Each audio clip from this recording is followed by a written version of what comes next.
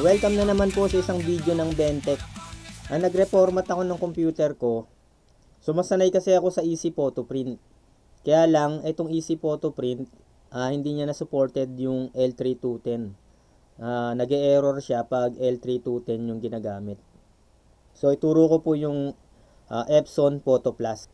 Yan, so open natin yung Epson Photo Plus, no? Medyo nahihirapan lang ako dito sa Epson Photo Plus kasi mas maganda mag wallet size, cute size sa Easy Photo Print, no? Mas sanay akong gamitin. Kaya lang ito na ano, pero kung maano nyo siguro yung features nito kasi may mga ano siya eh. May mga extra features siya na pagka na ano nyo siguro no, napag-aralan nyo, malaking ano, tulong siguro o mapapaganda pa yung pagpiprint ng photo. Tsaka na lang natin i-update to, no? So, ito lang naman pipiliin nyo eh. Kapag solo lang, no, halimbawa 3R lang, 4R, 5R, no, A4, ang piliin nyo lang ay photo. Then, pili kayo ng size, no, kung anong gusto nyo. Halimbawa ay 3R, no, 3.5 by 5, no, pag 5R, 5 by 7, pag 4R, 4 by 6, no? Pag-aralan nyo na lang yung ibang size na nakalagay dito, no? 4 by 6. Halimbawa, 4 by 6. Halimbawa lang A4, tingnan natin, no? A4. Tapos, pili tayo ng photo.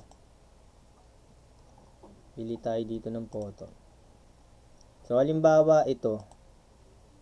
Yan, okay natin, no? So dito sa kabilang side, no, may makikita kayong ano dito, no, with border, no.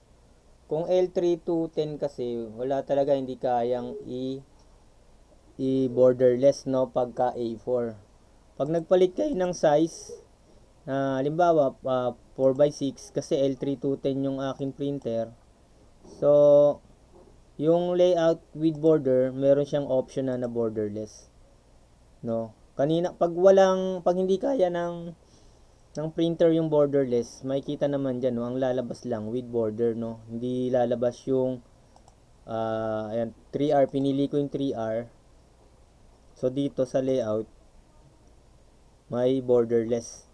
Pero kung pipiliin ko dito ay 5R, 5 by 7.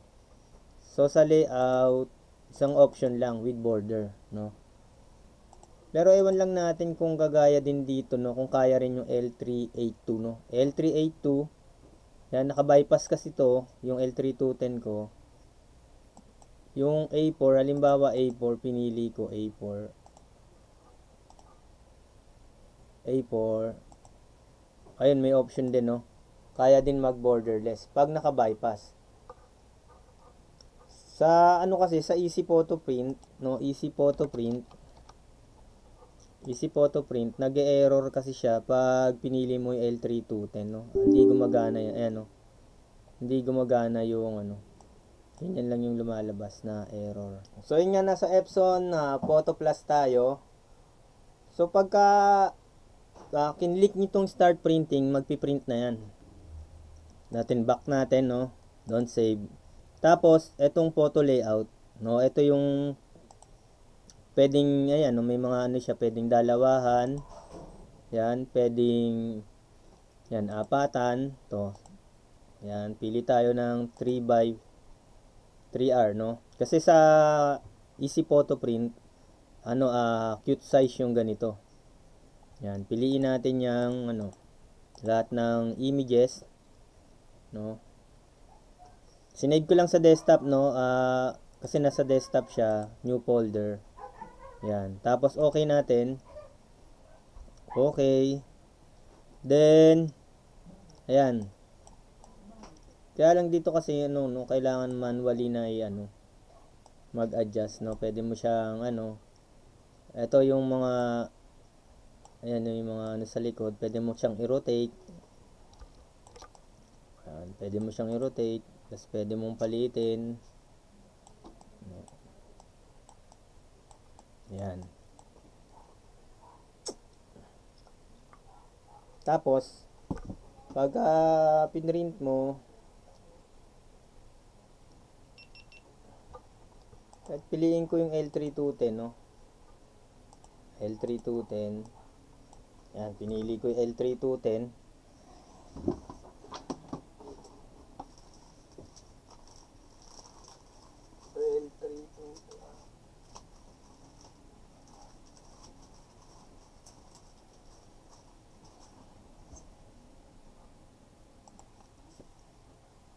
So, bali yung aking photo paper na madalas gamitin, RC Glossy.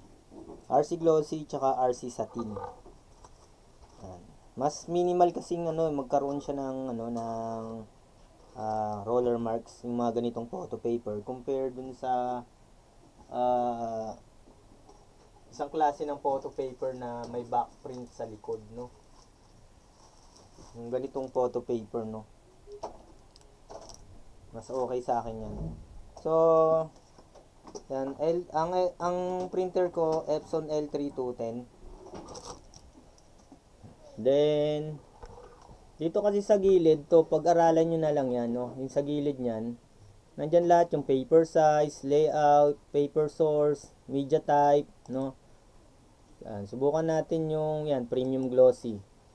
Tapos, pwede nyo yung standard, pwedeng high. Ako, suggestion ko lang, mag-standard muna kayo, no? Lalo na kung bago yung printer nyo. Kasi maganda pa yung niyan, printer head niyan, tsaka wala pang banding yan. Pag naluluma na yung printer ninyo, tsaka pa lang kayo mag-high. Pero kung gusto nyo ng talagang, mas quality kasi yung naka-high. Depende sa inyo yan. Suggestion ko lang para mas marami ka pang ma-print na photos. Kasi mas konting mag-consume ng ink yung naka-standard. So, pag in-start nyo yung, start printing, yan. Ipiprint na yan, no? Yan, doon na siya.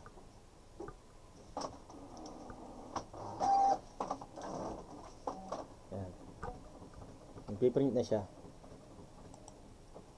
Yan. Pag-aralan nyo na lang yan, no? Kasi kung, ibabak nyo, marami pang, do not save to, no? Yan, marami pang photo layout, no? Mapag-aaralan nyo. Parang maganda naman, no? Maganda naman siya, no?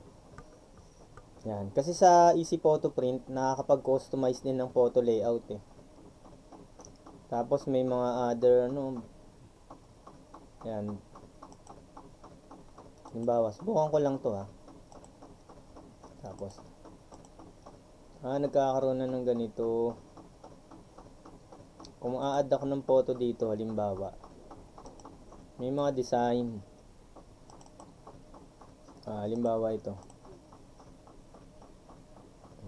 So, okay ko. Ayun. Okay din, no? May mga design din, no? Pwedeng pag-aralan. Ayan, yung mga mahilig gumawa ng scrapbook, no? Yung mga mahilig gawa ng photo album. Yun, pag binak nyo uli, back nyo uli, no? Don't save. Halimbawa, subukan naman natin yung iba, no? Other photos. Ayun, no? Parang mga 1x1, 2x2. Hindi ko na niya, no? Barges print, parang magazine. Pang template na rin pala to. Yan, halimbawa, naglagay ako nitong photo. So, habang inaantay natin, ganun. Nagagalaw rin naman yan, Ganun pala siya. No, pag-aralan nyo na lang, no, mga kaprinting natin, lalo na sa mga napapadaan na bago. Yan. Huwag natin kakalimutan mag-subscribe sa Bentex. So, ito na yung ginawa ko, no, apatan yan. So, yung ink pala natin dito, pigment, no. Pigment, no. Para makatipid po kayo, sa ink, no, pwede kayong magganito na, Ayan. Yan, may mga ganyan na 1 liter ata yan. Ito, matagal maubos yan, no? Salin nyo lang dun sa 100 ml yung may nozzle.